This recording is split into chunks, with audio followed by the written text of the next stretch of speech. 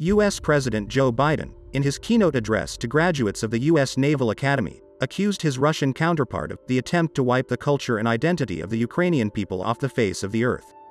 Biden continued to criticize Russia's attack on hospitals, schools, and other civilian buildings in Ukraine.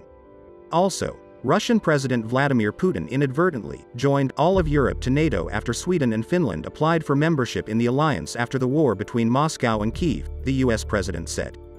Biden also said that before departing Asia on his first trip, he received calls from Swedish Prime Minister Magdalena Andersson and Finnish President Sauli Niinisto asking if they could come and see me in the Oval.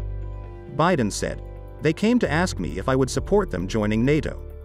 Putin's actions were an attempt, in my words, to neutralize all of Europe to make it neutral. Instead, he NATOized all of Europe. And Putin's violent war in Ukraine. He is not just trying to conquer Ukraine, he is trying to wipe the culture and identity of the Ukrainian people off the face of the earth, assaulting schools, kindergartens, hospitals, and museums just to destroy the culture. A direct attack on fundamental principles based on the rules of international law, he said.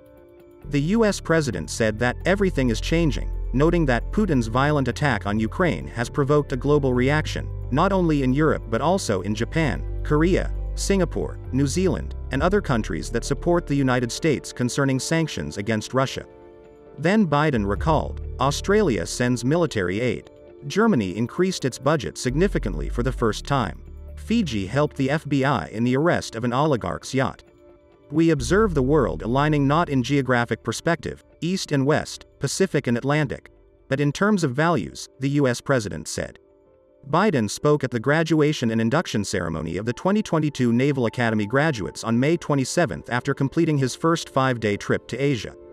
As the Biden administration renewed its focus on the continent, the U.S. president's visit was disrupted by the ongoing Russia-Ukraine war that began in late February.